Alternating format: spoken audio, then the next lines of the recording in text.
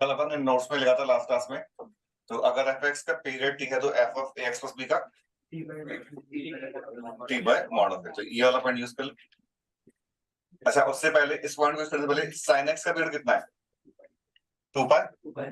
तो sine x का जो पीरियड है वही साइन क्यूब एक्स का भी रहेगा, लेकिन साइन स्क्वायर एक्स का चेंज हो जाता है। इवन पावर में तो क्या कि प्लस भी माइनस पे प्लस बन जाएंगे, लेकिन साइन क्यूब और साइन का नेचर तो सेम नहीं रहेगा। तो हमने बोला कि साइन क्यूब एक्स का फंडामेंटल पीरियड तो 2 पाई है, और तो अब इसकी हेल्प से sine cube of 2x plus 2x minus 5/7 का बताना है।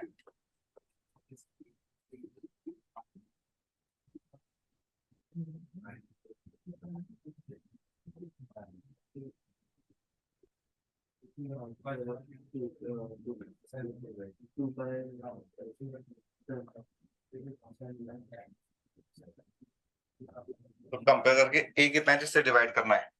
2/7। तो बस 2/7 से डिवाइड कर दो।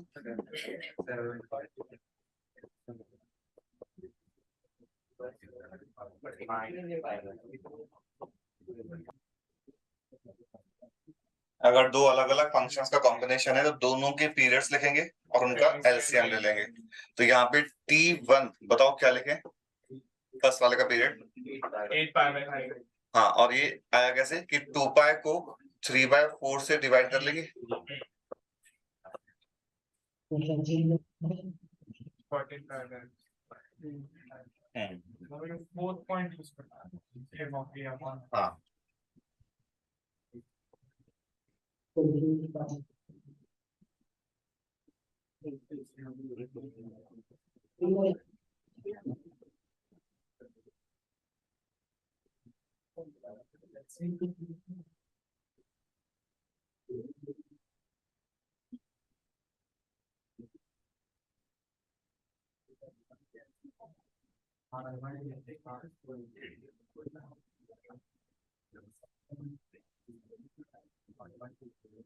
करेक्ट।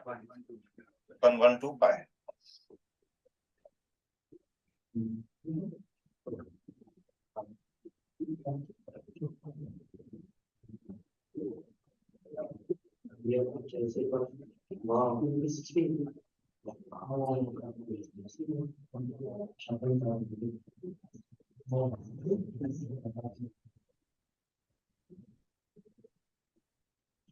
तो 8 पाई और 14 पाई का एलसीएम 1/2 पाई आ जाएगा, जबकि 3 और 5 का एलसीएम 56 आ रहा है। 56 पाई आ जाएगा।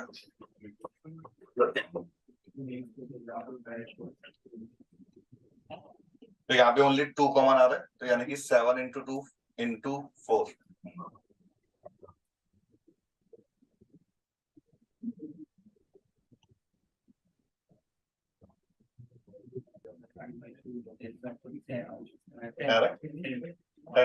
Ten only. और लोग बताओ फर्स्ट वाले का पीरियड 1/3/5 दैट इज 5/3 हो जाएगा। सेकंड वाले का पीरियड बोलो पाई अपॉन, क्योंकि इवन पावर है तो साइन वाले का पीरियड पाई होगा, और इसको हमें 5 π/3 से डिवाइड करना है, तो ये 3/5 हो जाएगा। 15 आ रहा है।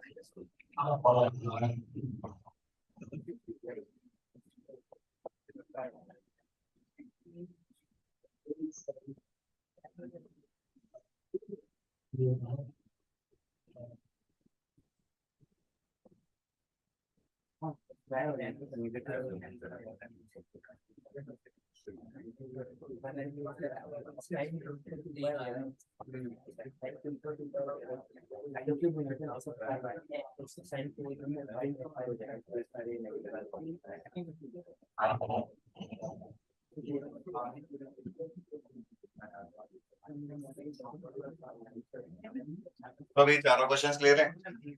अब इसमें एक पॉइंट जो अपन ने लास्ट क्लास में लिखा भी था उसमें कि इस मेथड से जो अपन एलसीएम फाइंड करते हैं दैट मे और may not be its fundamental period. तो अभी तो क्या है कि जो अपन ने चारों आंसर देखे वो फंडामेंटल ही हैं, लेकिन हम कैसे इंश्योर करेंगे? देखो, अभी जो हमने फंक्शंस लिए हैं, अगर हमारा एक पीरियड 15 आ गया तो अगर इससे छोटा पीरियड पॉसिबल है तो वो नंबर 15/n टाइप का हो सकता है, 15/2 हो सकता है, 15/3 हो सकता है, 15/4 हो सकता है, लेकिन वो इस तरह से होना चाहिए कि उस नंबर पे अगर अपन चेक करें, और चेक करने का मतलब कि लेट्स से कि इसका कोई दूसरा पीरियड 15/2 है, फॉर एग्जांपल अपन मान लेते हैं कि अपन को कोई कंफ्यूजन है और हमें 15/2 पे चेक करना है, तो हम f of x plus 15/2 find करेंगे। तो सभी जगह x के प्लेस पे 15/2 पुट कर लेंगे। अगर ये सिंप्लीफाई करने के बाद f ऑफ x ही आ जाता है तब तो 15/2 भी एक पीरियड है, और नहीं आ रहा तो ये 15/2 पीरियड नहीं होगा। तो लेकिन ये कब चेक करना, पर यहाँ पे भी चारों क्वेश्चन में चेक किया नहीं। एक तो तब चेक करना जब डाउट है। अब डाउट कैसे होगा कि जैसे अपने लास्ट वाला जो केस लिया था उसमें साइन और कॉस, या तुम लोग एक मैं क्वेश्चन लिखता हूँ, इस वाले केस में ये नहीं आता है, अभी अपन और भी डिस्कस कर लेंगे, लेकिन इस चीज को समझने के लिए ये सबने लिखा लास्ट में। नहीं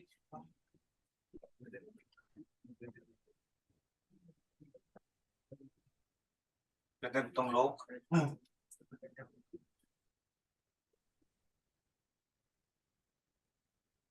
f(x) is equal to cos of sine x, ये ट्राई करो, इसका फंडामेंटल है।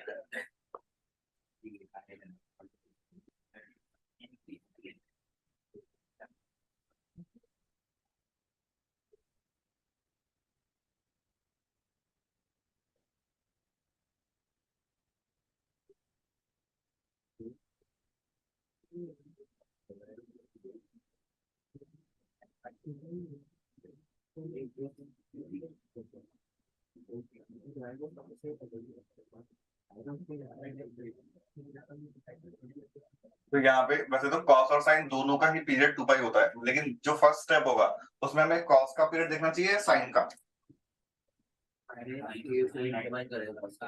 पहले बताओ कॉस का या साइन का।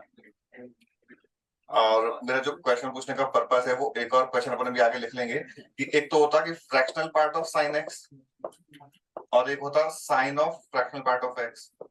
इन दोनों के पीरियड्स बता सकते हो अलग अलग।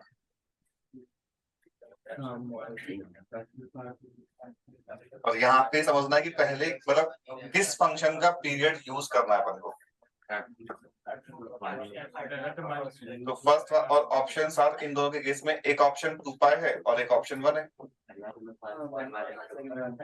देखो फर्स्ट वाले का 2 पाई और सेकंड वाले का 1 समझ आता है। तो हमें पीरियड कौन से फंक्शन का देखना है। पीरियड अपन किसके लिए बोल रहे हैं, f of x plus t is equal to f of x, यानी कि x में चेंज हो रहा है तो x जिस फंक्शन में लिखा हुआ है हमें उसका पीरियड चेक करना है। तो इस वाले सिचुएशन में तो x साइन कितना लिखा हुआ है तो साइन x का पीरियड आंसर आएगा। इस वाले केस में x फ्रैक्शन पार्ट में लिखा हुआ है तो फ्रैक्शन पार्ट वाला आंसर आएगा। तो इस सिचुएशन में अपन को साइन का पीरियड देखना है। वो बात अलग है कि साइन कॉस दोनों का सेम होता है, लेकिन हमें फर्स्ट स्टेप में तो साइन का पीरियड देखना है। तो अपन अभी ये वाला क्वेश्चन नेक्स्ट उस पर लिख लेंगे। अभी सबने यहाँ तक तो नोट कर लिया ना।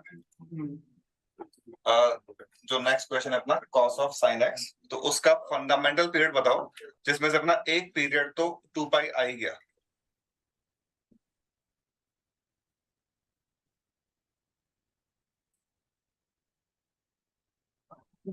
ये फंडामेंटल है या नहीं है, या फिर इससे छोटा पीरियड भी पॉसिबल है। तो उसके लिए हमें अब किस नंबर पे चेक करना चाहिए, क्या π/3 पे चेक करना चाहिए। हम बोल रहे थे कि t/n पे चेक करना चाहिए, ठीक है। तो π/3 जो है वो 2 पाई मतलब 2 पाई से डिवाइड होता है, या यूं बोलो कि π/3 2 पाई को डिवाइड कर रहा है, ठीक है। तो यहाँ पे हमारे पास ऑप्शंस क्या है चेक करने के लिए कि हम इसका हाफ यानी कि π/2 पे चेक कर लें, इसका 2π/3 पे चेक कर लें, π/2 पे चेक कर लें एंड सो ऑन। इनमें से हमें इन पे चेक नहीं करना चाहिए, ये समझ आता है। बिकॉज 2π/3 पे चेक करोगे तो ये कुछ अलग ही टाइप का एक्सप्रेशन बन जाएगा, लेकिन पाई पे चेक करना चाहिए बिकॉज हमें पता है कि साइन और कॉस जब हम पाई से शिफ्ट करते हैं तो साइन और कॉस में ही रहते हैं। बस साइंस का साइन कहे तो इसको आता है sine of pi plus theta जो है वो माइनस साइन थीटा हो जाता है, जबकि sine of pi minus theta जो है वो प्लस साइन थीटा रहता है। तो अपन को पाई पे चेक करना चाहिए, पर अभी ये नहीं बोल रहे कि ये इसका फंडामेंटल पीरियड है या नहीं है। हम अभी चेक करेंगे, और चेक करने का मतलब कि f of x plus pi find किया, करो f ऑफ x के इक्वल आ रहा है कि माइनस एफ एक्स के इक्वल आ रहा है, क्या आ रहा है।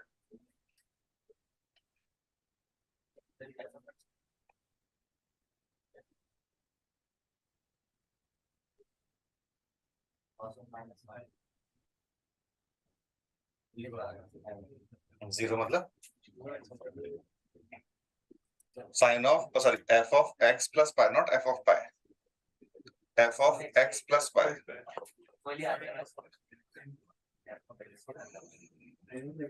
तो sine of x plus pi कितना होता है? Minus sine x. तो ये cos of minus sine x बनेगा, लेकिन कॉस ऑफ माइनस थीटा तो कॉस थीटा ही हो जाता है। तो एफ ऑफ एक्स प्लस पाई भी एफ एक्स के इक्वल आ गया, तो इसका अभी तक पीरियड पाई समझ आता है, ठीक है। अब पाई आने के बाद अपन pi by 2, pi by 3, pi by 4 पे चेक कर सकते हैं। अगर तुम्हें समझ नहीं आ रहा कि चेक करना चाहिए नहीं करना चाहिए, मतलब तुम्हें डाउट लग रहा है, तब तो चेक कर लो। अदरवाइज ये समझ आना चाहिए एक्सप्रेशन को देख के कि पाई by 3, pi by 4, pi by 5 पे तो चेक करने का रिक्वायरमेंट है नहीं, पाई बाई 2 पे भी इस केस में चेक नहीं करोगे चलेगा, लेकिन अगर डाउट है तो कर लो, लेकिन उससे आएगा नहीं, क्योंकि अगर हम पाई बाई 2 पे चेक करेंगे तो साइन कॉस में कन्वर्ट हो जाएगा, function cos of cos x बन जाएगा, जबकि हमें तो कॉस ऑफ साइन एक्स चाहिए था। तो पाई बाई 2 पे भी चेक नहीं करना है, तो यहाँ पे टी फंडामेंटल, टी एफ बोल रहा हूँ उसे, टी फंडामेंटल पाई हो जाएगा अभी इसी मेथड से। अच्छा, without using pen sine of cos X का पीरियड बताओ बिना पेन चलाए। Sine of cos X fundamental period 2 pi तो आएगा ही आएगा, लेकिन इसके बाद पाई नहीं आएगा, ये समझ आता है, क्योंकि वो माइनस साइन बाहर आ जाएगा साइन की वजह से।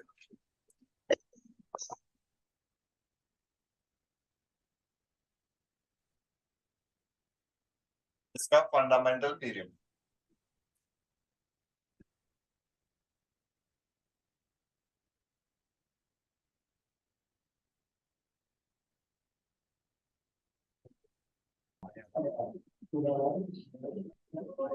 अगर अपन पहले cos x और sin x का ले तो इसका पीरियड 2 पाई तो आ ही जाएगा, फिर हम पाई पे चेक करेंगे, पाई पे चेक करना बनता है, समझ आ रहा है। तो f of x plus pi find करो, देखो एफ एक्स ही आ रहा है, कुछ अलग आ रहा है।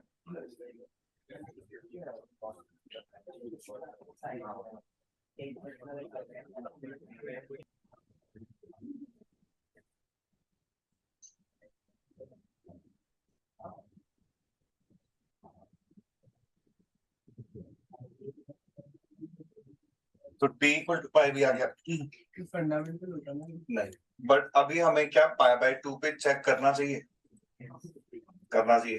हमने कहा था कि पाई बाई 2 पे कॉस साइन में और साइन कॉस पे कन्वर्ट हो जाता है, तो अगर कॉस साइन में और साइन कॉस पे कन्वर्ट हो गया तो फंक्शन सेम रहेगा, लेकिन वो साइंस भी मैच करने चाहिए बाहर वाले। तो F of x plus pi by 2 देखो फाइंड करो, एफ एक्स के इक्वल ही आ जाता है।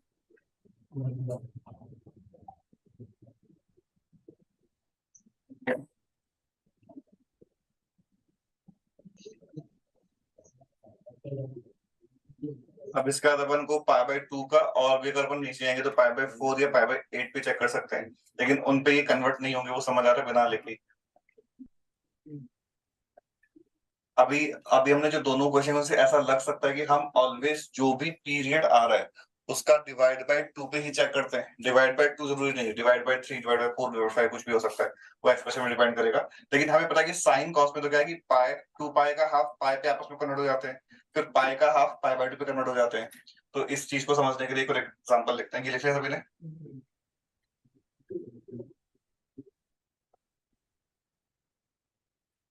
fx is equal to fractional part of x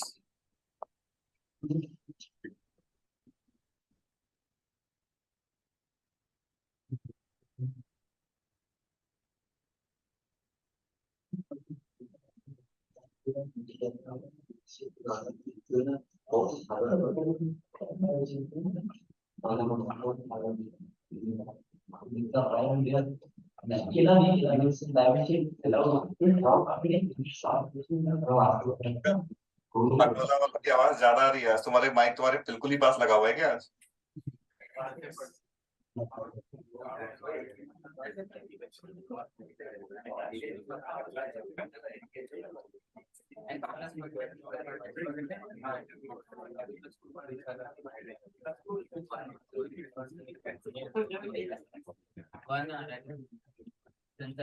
देखो 1 तो है ही, t इक्वल टू 1, तीनों का पीरियड 1 है, समझ आता है? तो 1 का एलसीएम भी 1 आ जाएगा, लेकिन उसके बाद 1 से छोटे कौन से नंबर पे चेक करना चाहिए? 1/3 पे।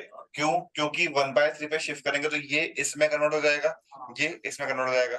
अगर ये इसमें कन्वर्ट हो गया तो अपना आंसर आ जाएगा। तो चेक कर लो 1/3 पे। तो ऑलवेज हाफ नहीं करते, वो एक्सप्रेशन के अकॉर्डिंग डिपेंड करेगा।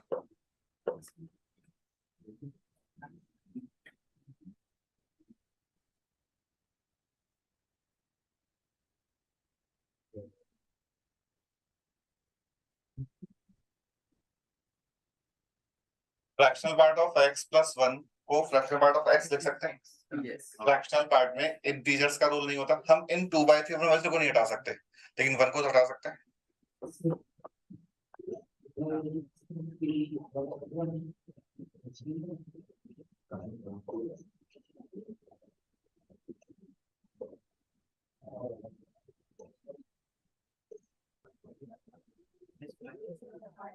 अच्छा सर, ये बोले 1/3 पे चेक किया, 2/3 पे क्यों चेक नहीं किया?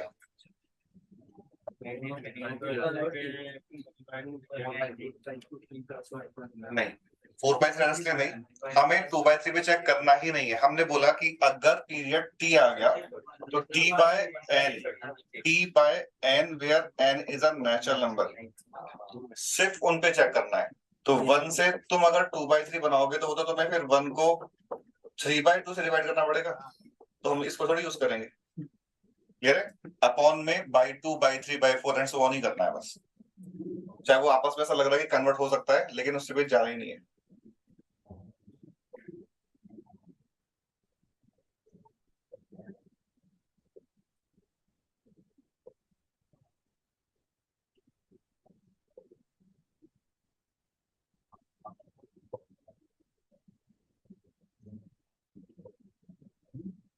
अपन को फंक्शन को पीरियोडिक प्रूव करना है, तो फाइनली मतलब जो लास्ट स्टेटमेंट है उसमें कुछ ऐसा आ जाना चाहिए कि f of x plus T is equal to fx।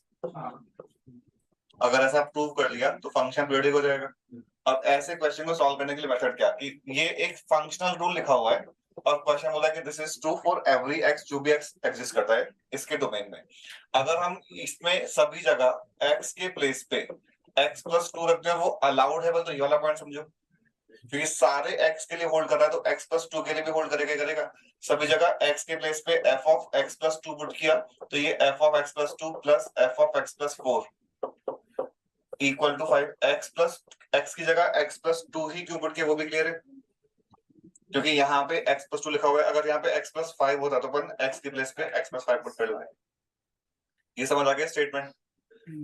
आगे अब तुम बताओ, लास्ट स्टेप, एक ही स्टेप बचा है। ये एक्सप्रेशन लाने के लिए क्या कर सकते हैं? दोनों का डिफरेंस ले लो या दोनों के एलएचएस सेम है तो दोनों के एलएचएस को इक्वेट कर दो। दोनों इक्वेशन का डिफरेंस लिया तो देखना f of x plus 4 equal to या कैसे लिख लो वो तो एक ही बात है, fx minus f of x plus 4 equal to 0 आ रहा है।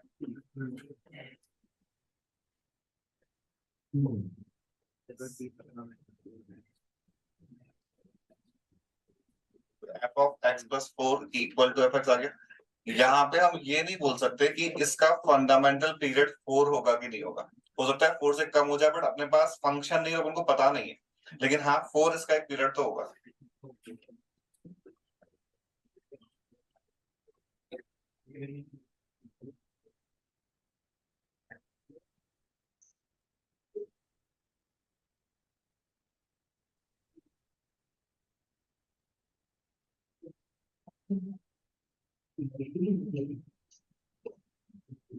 चेक करना कि ये पीरियोडिक है या नहीं है, इसकी जगह बस ये लिखा हुआ है रूल।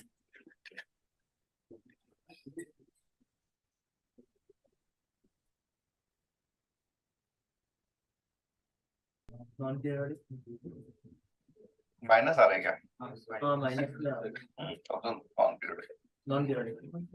नहीं, माइनस इधर आ रहा है तुम्हारा, हाँ इधर प्लस बन जाएगा, नहीं पीरियोडिक आएगा। आगे और सॉल्व करो।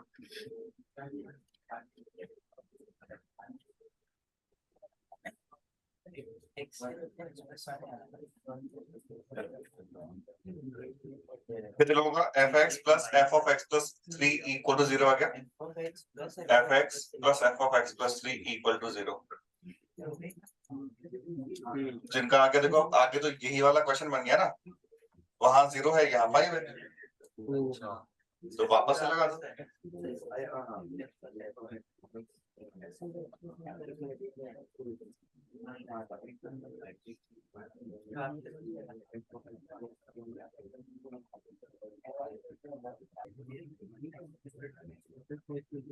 तो मैंने x के प्लेस पे अगर x प्लस 1 पुट किया तो ये आ जाएगा।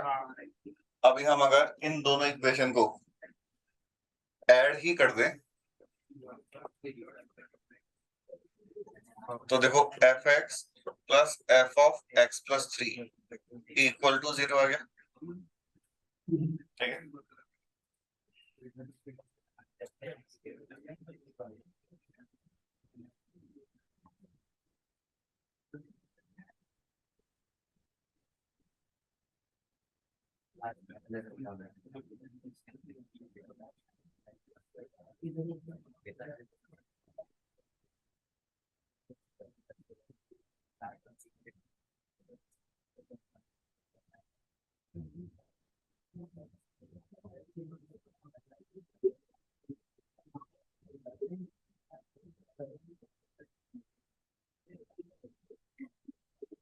इन दोनों के वजह का हमने डिफरेंस ले लिया।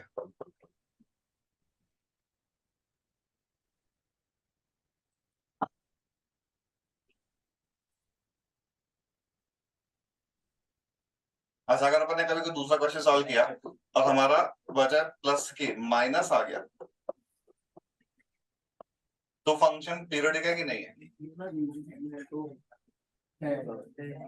क्योंकि अगर ये ट्रू है तो अपन सभी जगह x की जगह x प्लस 6 भी पुट कर सकते हैं ना, तो फिर वही बन जाएगा।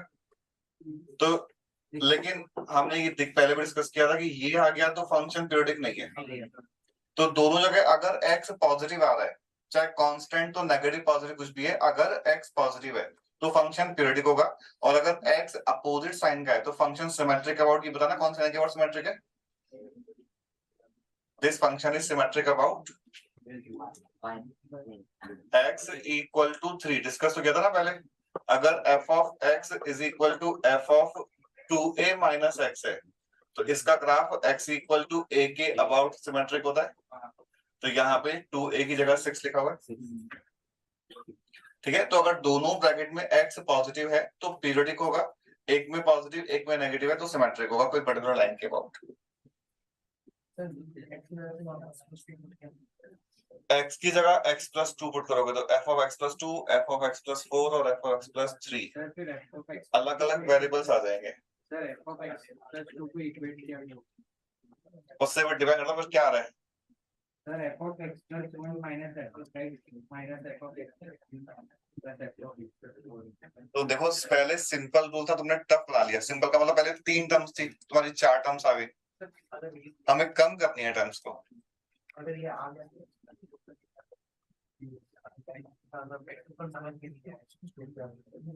अच्छा, समझने की जहां तक बात है, देखो ऐसे सिचुएशन में क्या पुट करना चाहिए अपन को। जैसे अपने पास अभी पास 3 नंबर्स हैं x, x plus 1, x plus 2, तो जस्ट कॉन्जिक्यूटिव वाला पुट करो। अगर x, x plus 5, x plus 10 होता तो अपन x की जगह x प्लस 5 पुट करते।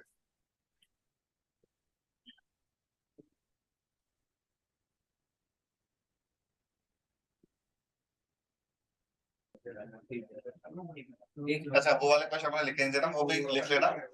क्या था कि एफ एक्स, एक तो मैंने लिखा था sine of fractional part of X, इसका टी फंडामेंटल, और एक fractional part of sine x.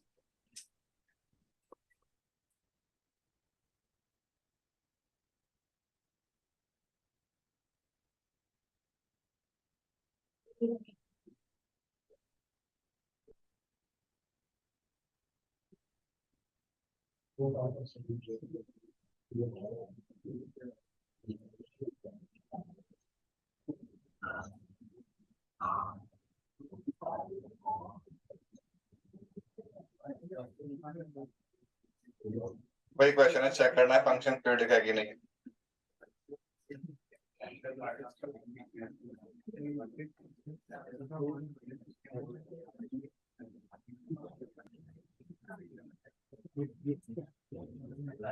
अभी अगर हम इन दोनों इक्वेशन को, अच्छा सिंपली इन दोनों को इक्वेट कर लेंगे, डिफरेंस लेने की बात है। तो यहाँ से तो बहुत डायरेक्टली आ गया, क्योंकि x+4 वाला टर्म दोनों साइड से कैंसिल हो जाएगा।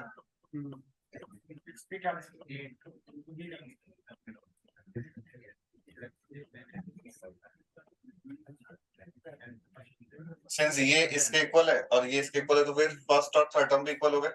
फर्स्ट और थर्ड को इक्वल किया और ये हटाया, तो ये फंक्शन पीरियडिक आ गया।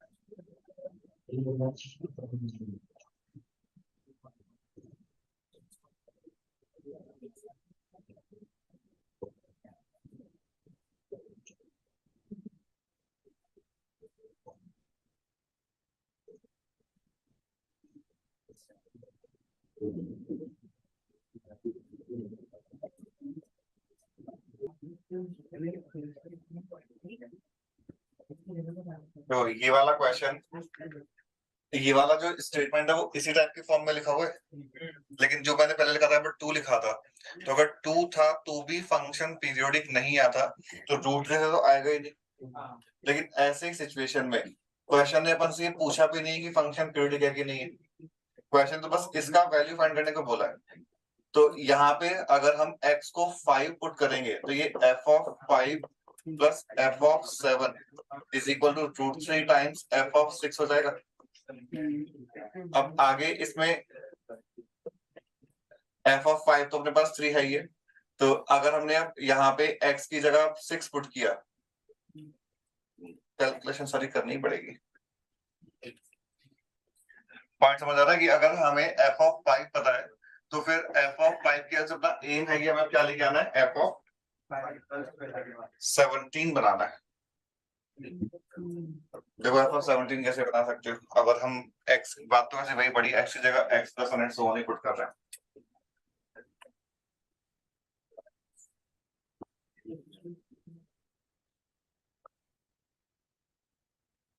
क्या था f(x) प्लस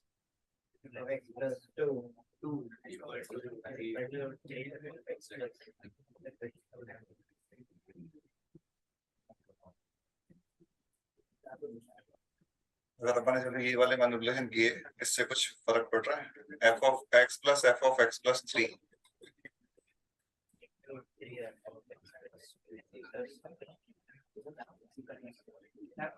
और अभी हमने इन दोनों का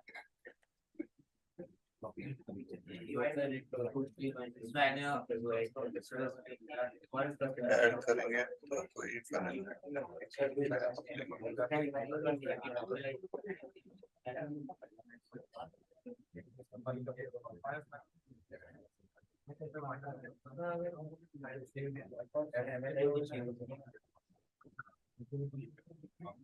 अगर हमने इन दोनों का डिफरेंस लिया तो दिस माइनस दिस करेंगे, तो ये f(x+2) और माइनस f(x+1) माइनस f(x+3).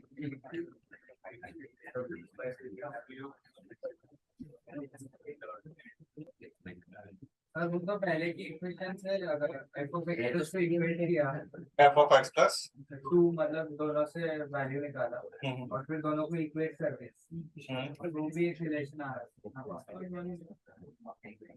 दोनों को डिवाइड करके। तो बोल रहे उस केस में हमने √3 से डिवाइड करना पड़ेगा, वो बेकार नहीं हो जाएगा। 2f(x+1) = 3fx plus f(x+3) 2f(x+1) = √3fx plus F of x plus ये मतलब रूट थ्री से एफ एक्स दिखाती है।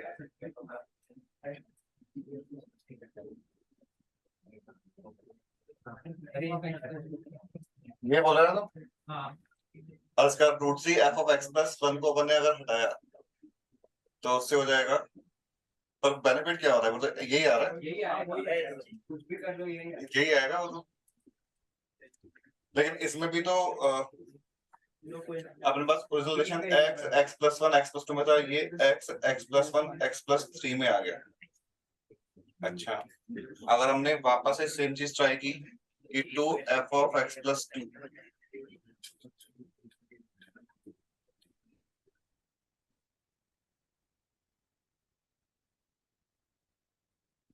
और वही कि इसको हमने रूट थ्री से मल्टीप्लाई करके और सेम कैलकुलेशन करी, अपन ने उस टाइम पे F of x plus one को लिमिट किया था।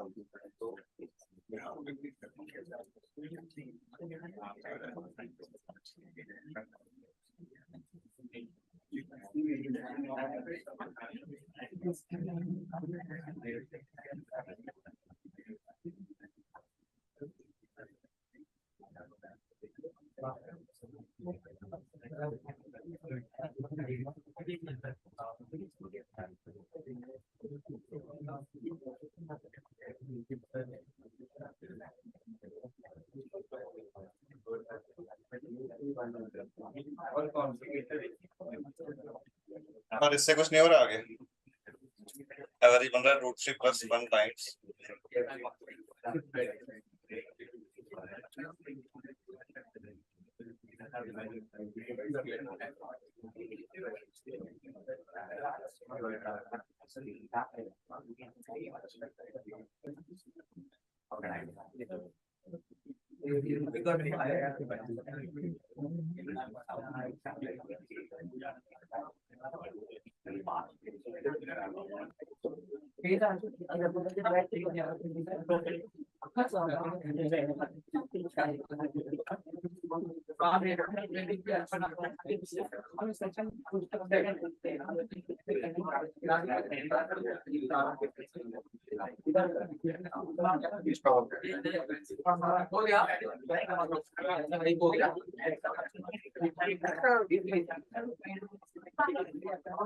अरे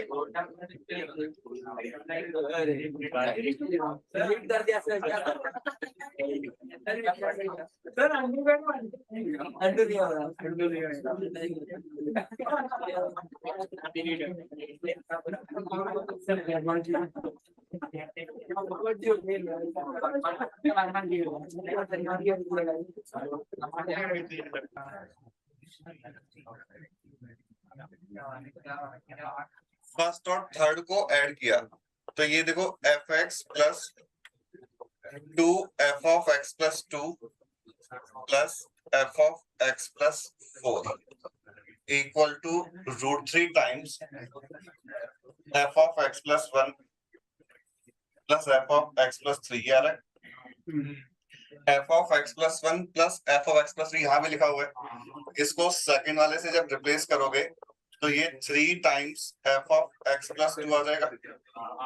ये थ्री वाला टर्म एक बार कैंसिल होगा तो ये F of x plus four equal to F of x plus two. देखा यहाँ तक की बात समझ आ गई।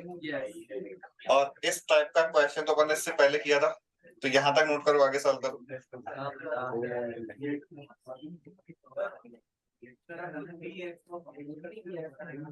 यहाँ से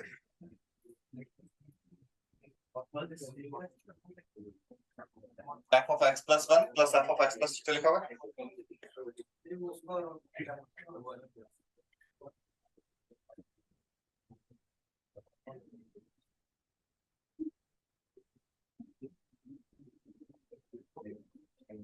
तो क्या होगा? हाँ, अब जैसे अपने पास यहाँ तक आ गया, यहाँ तक सबको क्लियर है। अब x की जगह x प्लस टू पुट कर लो।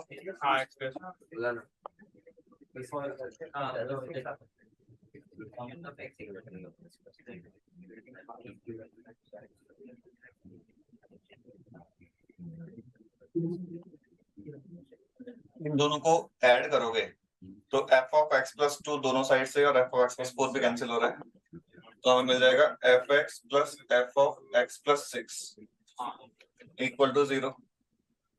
यहां से हम F of x plus 6 plus F of x plus 12 को 0 बोल सकते हैं, और यहाँ से F x plus F of X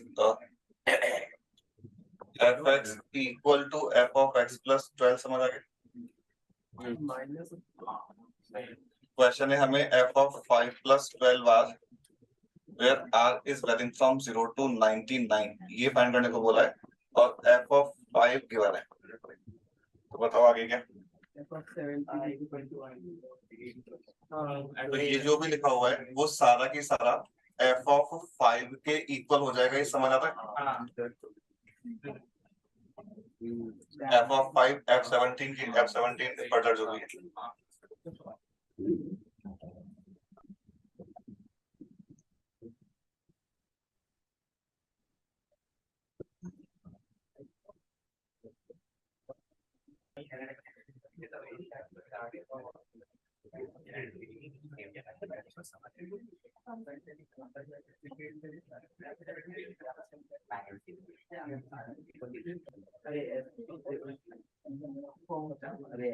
f of ji x को अपन इस तरह से भी लिखते हैं और इस तरह से भी लिखते हैं, F of ji X fog of x.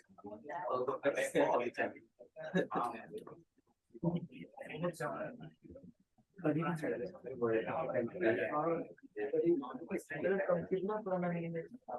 नहीं नया है ना, तो असाइनमेंट तो मैं ऐसा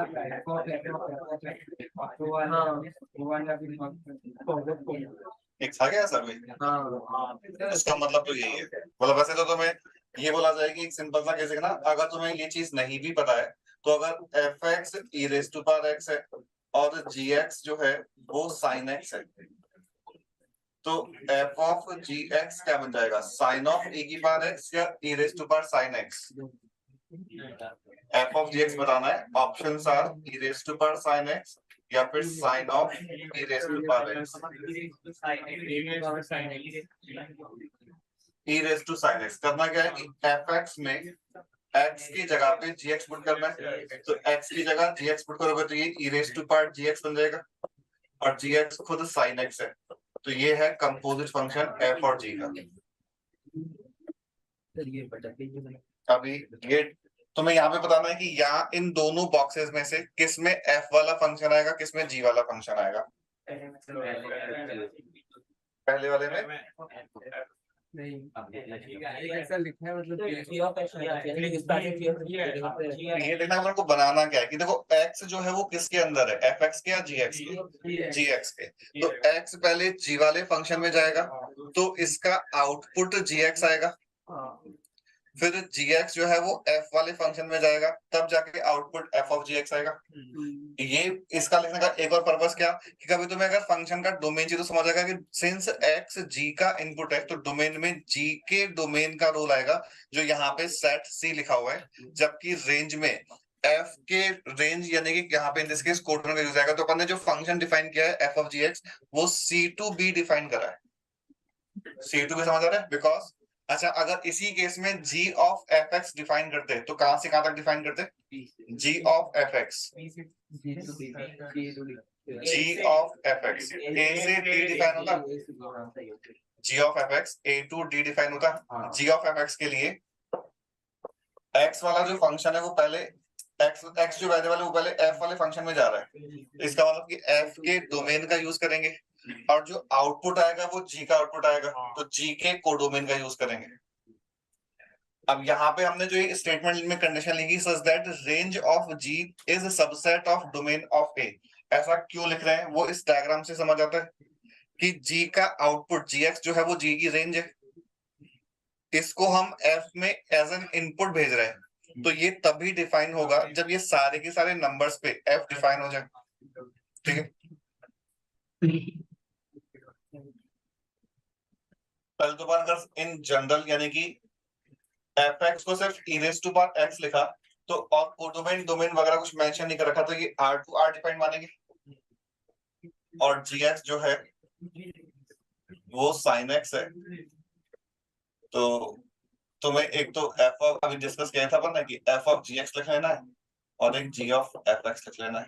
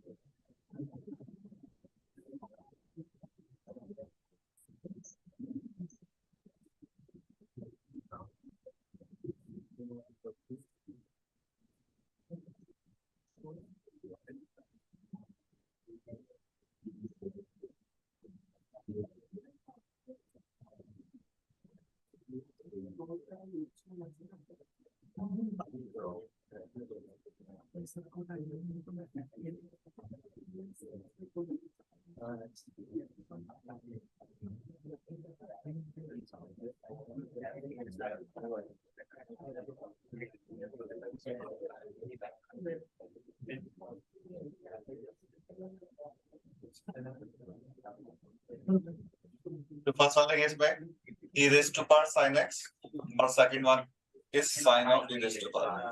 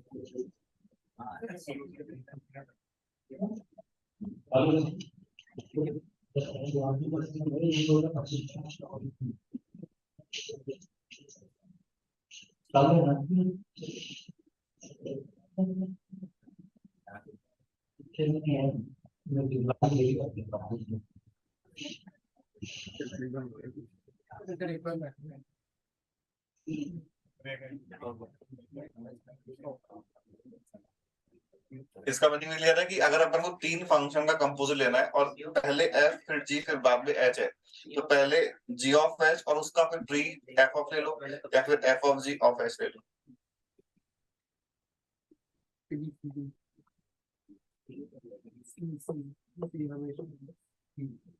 ये कैसा लॉजिक है? ओनली वन करें तुझे भी सी लग रहा है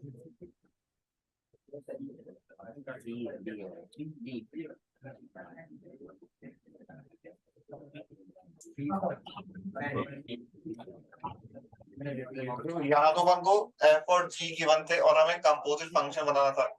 यहाँ पे रिवर्स है कि कंपोजिट फंक्शन दे रखे हैं। अगर सिर्फ f ऑफ gx देता तब तो इसके बहुत सारी पॉसिबिलिटीज है कि f और g अलग अलग हो सकते थे।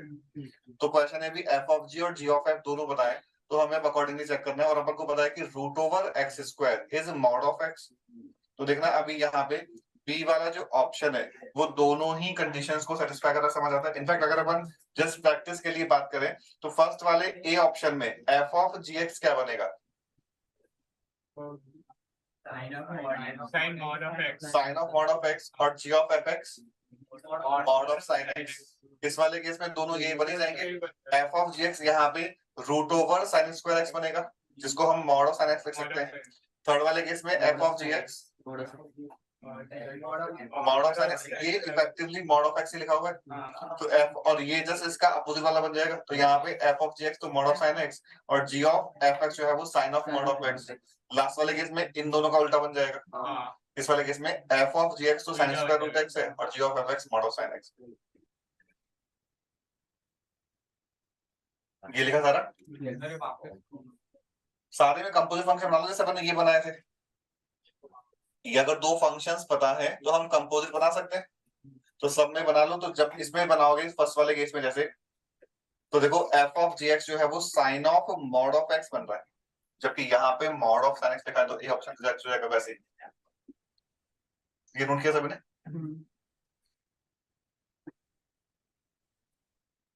अब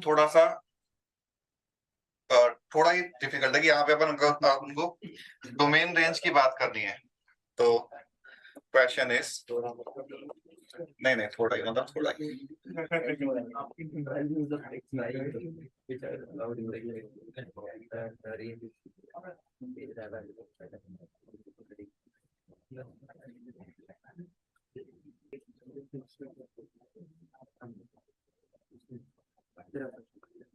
नहीं एक बार देख लो, ऑल्दो यहाँ पे तुम directly F of ji X find कर लो, अगर उसका डोमेन रेंज फाइंड करो तो भी आंसर आ जाता है। पर अगर अपन एक जनरल मेथड की बात करें तो मेथड इस तरह से है कि एफ ऑफ जी एक्स के लिए सबसे पहले तो वो बॉक्स वाला जो डायग्राम है वो बना लो।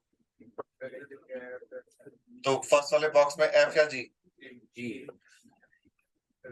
ठीक है। अब एक बार बोर्ड पर देखना कि x सिंस g का इनपुट है तो x का डोमेन लिख लो, और क्वेश्चन ने g वाले फंक्शन में x का डोमेन क्या बोल रखा है, 1,2। तो फर्स्ट स्टेप यहाँ पे हमने x बिलोंग्स टू 1,2 लिखा।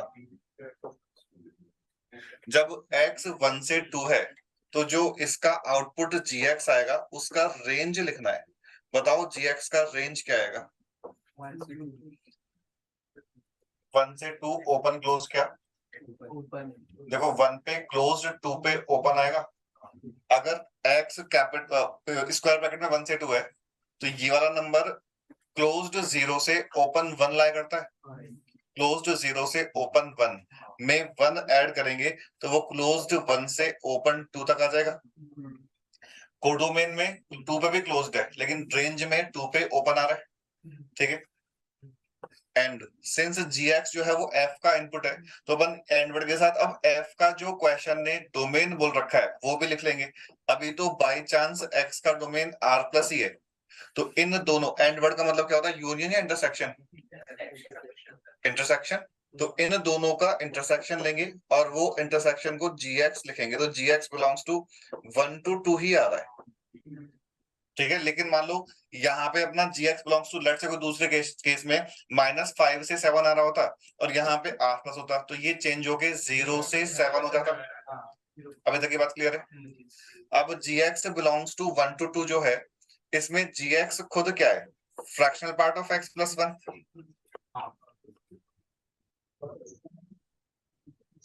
और हम बोल रहे हैं कि this expression belongs to 1 to 2, तो यहां से fractional part of x belongs to 0 to 1। यहां से x बता सकते हो, this statement is always true, तो x बिलोंग्स टू r आ जाएगा। यहाँ तक बात क्लियर है? लेकिन अभी सबसे लास्ट स्टेप डोमेन के लिए, कि जो हमने सबसे स्टार्टिंग में x लिखा था और जो यहाँ से x आ रहा है, इन दोनों का इंटरसेक्शन लेके डोमेन आएगा, तो x बिलोंग्स टू 1 से 2 आ जाएगा। देखो रेंज वाला स्टेप सिंपल रहेगा, डोमेन में ही थोड़ा इतना कुछ लिखना पड़ेगा तुम्हें। तो डोमेन वापस से देखना कि पहले तो मैंने डायग्राम बना लिया, फिर x सिंस g का इनपुट है तो g वाले फंक्शन का डोमेन लिखा, करस्पॉन्डिंग g वाले फंक्शन का रेंज लिखा, ठीक है। फिर f वाले फंक्शन का डोमेन जो क्वेश्चन ने बता रखा है वो लिखा। इन दोनों का इंटरसेक्शन लेने के बाद उसे gx के इक्वल किया, तो gx अभी क्लोज्ड 1 से ओपन 2 आ रहा है। ये अपने आप में हमेशा एक इनइक्वालिटी बनेगी, उसको सॉल्व कर लेंगे। उसको सॉल्व किया तो अपना x बिलोंग्स टू r आ गया। जो यहां से x आ रहा है और जो ओरिजिनल x है, दोनों का इंटरसेक्शन फाइनल डोमेन हो जाएगा। तो ये तो डोमेन का आंसर आ जाएगा। रेंज फाइंड करना सिंपल है, पर डोमेन तक तो लिख लो।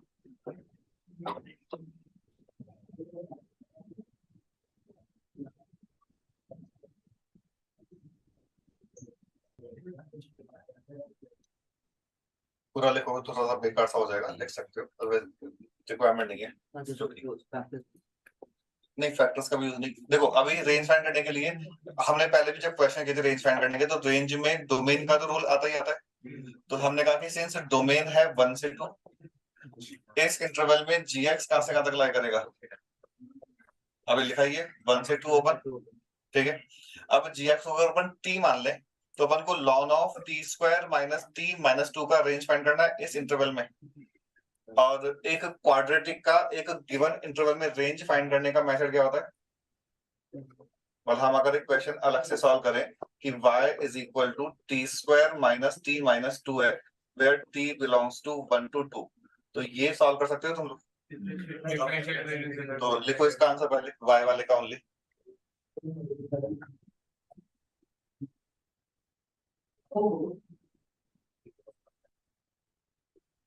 इसका डेरिवेटिव हाफ पे 0 आ रहा है, हाफ तो उस इंटरवल में है ही नहीं, तो डायरेक्टली बाउंड्री पॉइंट पे रेंज कहां से मिल जाएगा।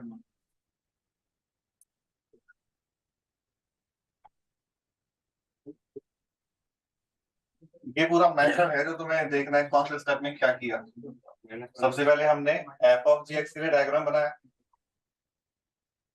ये कहां से लिखा कि जी का डोमेन, ये जी एक्स का रेंज, और ये एफ एक्स का डोमेन। क्योंकि ऐसा क्यों करना है, बिकॉज हमें एफ में जी को इनपुट भेजना है, तो जी एक्स का रेंज और एक्स का डोमेन, जो अपना स्टेटमेंट था इससे पहले वाले पेज पे, वो ये तो था कि जी एक्स का range must be subset of domain of F x. G x का range must be subset of domain of F x. अभी तो बाई चांस वो सबसेट है, तो यही आंसर आ जाएगा। हमने कहा कि मान लो यहाँ पे -5 से 7 होता, तो फिर यहाँ पे कॉमन आंसर 0 से 7 आ जाता। फिर जी एक्स जो है वो fractional part of x plus 1 है, तो इस स्टेटमेंट का मतलब ये स्टेटमेंट हो गया, इसका मतलब ये हो गया, इस आंसर का और इस आंसर का इंटरसेक्शन। हाँ, तो इसका रेंज आया 1 पे कितना वैल्यू आ रहा है इसका, -2, और 2 पे वैल्यू कितना आ रहा है 0।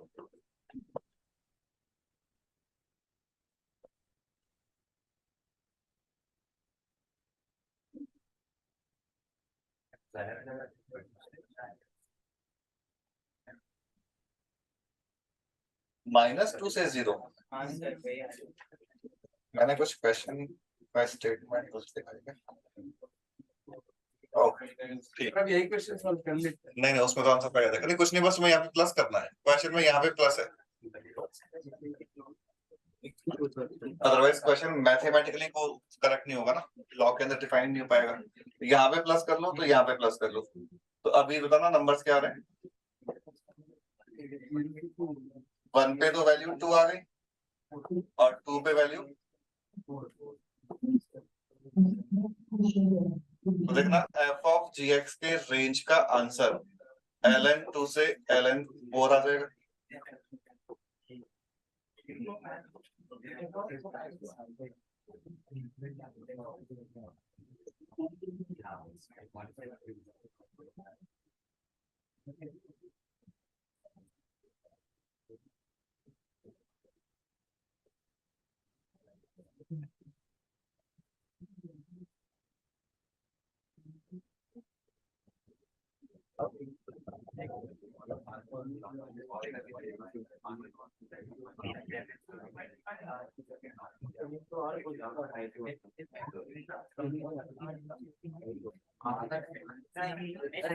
आप तो उसमें 0 नहीं आ रहा ना,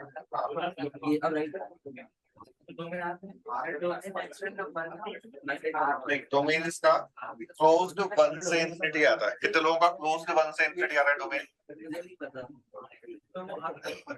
r प्लस तो 0 से इंफिनिटी हो जाता है, क्लोज्ड 1 से इंफिनिटी आता है। ये सबने ये वाला तो नोट कर लिया। नेक्स्ट पेज पे एक बार लिखना कि अगेन क्वेश्चन ने एफ ऑफ जी एक्स से पूछा है, तो एक्स पहले जी वाले फंक्शन में जाएगा, फिर जी एक्स वाला एक्सप्रेशन जो है वो एफ में जाएगा। जी वाले फंक्शन के लिए क्वेश्चन है एक्स बिलोंग्स टू आर बोला हुआ था डोमेन, जी वाला फंक्शन बॉक्स ऑफ एक्स है, तो बॉक्स ऑफ एक्स का रेंज क्या हो जाता है? इंटीजर्स। बॉक्स ऑफ एक्स का रेंज इंटीजर्स, लेकिन एफ एक्स वाले फंक्शन का डोमेन क्वेश्चन ने आर प्लस बोला हुआ है, तो इन दोनों का कॉमन आंसर क्या आ जाएगा? नेचुरल नंबर आ जाएगा, पॉजिटिव इंटीजर। तो नेचुरल नंबर हो गया। इसका मतलब कि हम बोल रहे हैं कि बॉक्स ऑफ एक्स का वैल्यू 1 2 3 एंड सो ऑन है, तो एक्स का वैल्यू कहां से कहां तक हो सकता है? 1 से इंफिनिटी हो सकता है। एक्स का वैल्यू 0.5 0.7 टाइप का नहीं हो सकता, नेगेटिव में तो जाएगा ही नहीं। ठीक है, अब हमें इन दोनों का इंटरसेक्शन लेना है, लेकिन इनका इंटरसेक्शन यही 1 से इंफिनिटी ही आ जाएगा। तो ये तो हो गया डोमेन।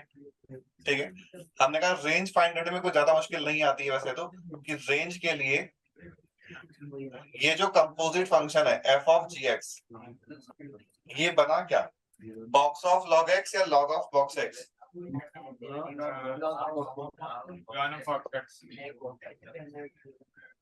ये क्लियर है? अब अगर x 1 से इंफिनिटी है, तो box of x 1 2 3 and so on है, उसका लॉग लेना है। तो देखना रेंज का answer ln of 1 ln of 2 ln of 3 and so on आ जाएगा।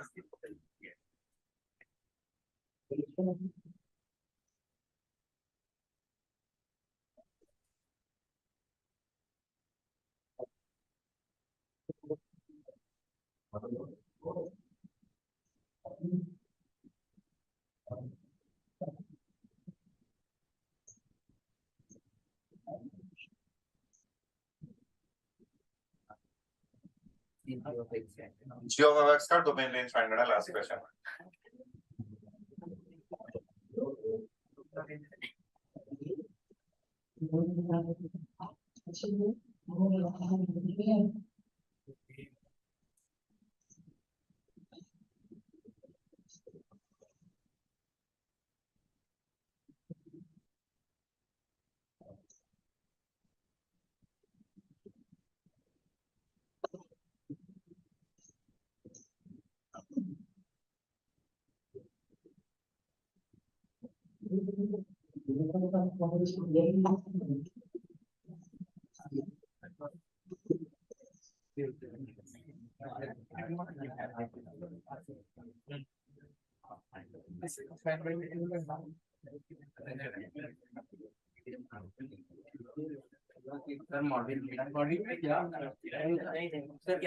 वही तो अपन ने एक्सरसाइज 1 डिस्कस किया था ना पहले सॉफ्ट कॉपी से। अच्छा 1, इसमें 1 ही है।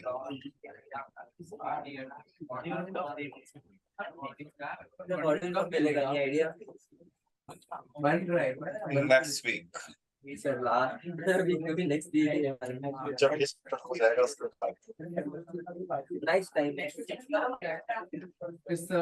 फंक्शन तो हो जाएगा, आईटीएफ शुरू कर लेंगे अपन उसके बाद। आई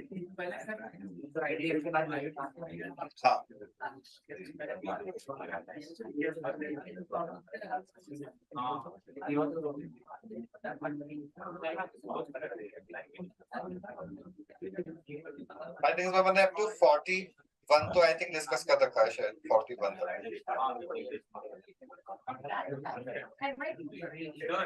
हाँ। पीएनसी का सॉल्यूशन है क्या?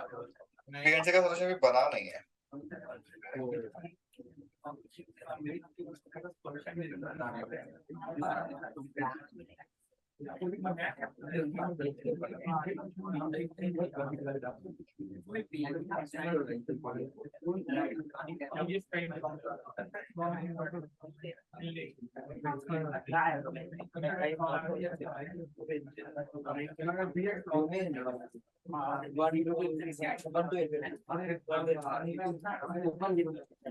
या फिर इसमें देखना, एक बार देखना इसमें एक्सरसाइज में कोई भी जिसमें इनवर्स पूछा है, एफ इनवर्स एक्स लिखा है, वो वाले क्वेश्चन छोड़ने बस अभी, और सारे कर सकते।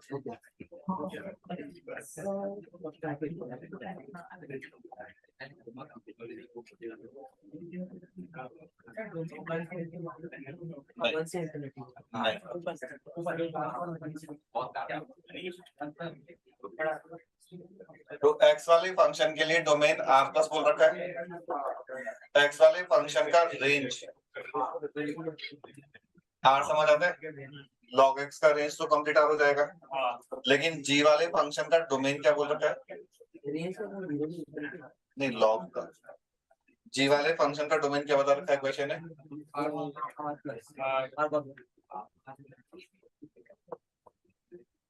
तो दोनों का इंटरसेक्शन r ही हो गया।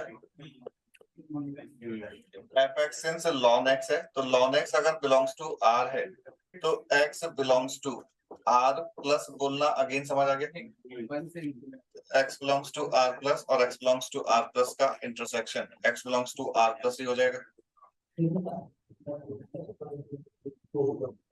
ठीक है, रेंज के लिए g ऑफ fx फंक्शन क्या बन जाएगा, box of log of x, right.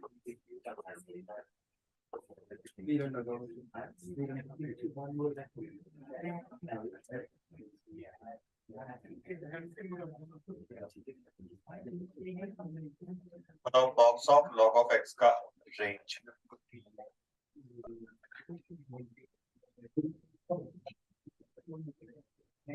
log of x का रेंज क्या है, log ऑफ x का r का मतलब सारे रियल नंबर्स का बॉक्स लोगे क्या आ जाएगा,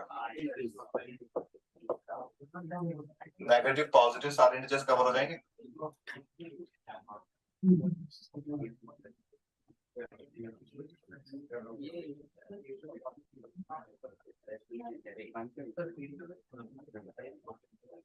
तो देखना ये लास्ट वाले क्वेश्चन में g ऑफ fx का भी डोमेन रेंज समझ आ गया। अभी तक जो अपन ने क्वेश्चंस किए हैं, these functions are uniformly defined function, हमने वर्ड पहले भी डिस्कस किया था कि एक फंक्शन जो है उसका सिर्फ एक ही डेफिनेशन है, तो this is uniformly defined function. तो नेक्स्ट क्लास में अपन नॉन यूनिफॉर्मली डिफाइंड फंक्शंस के लिए कंपोजिट फंक्शन फाइंड करेंगे, ठीक है।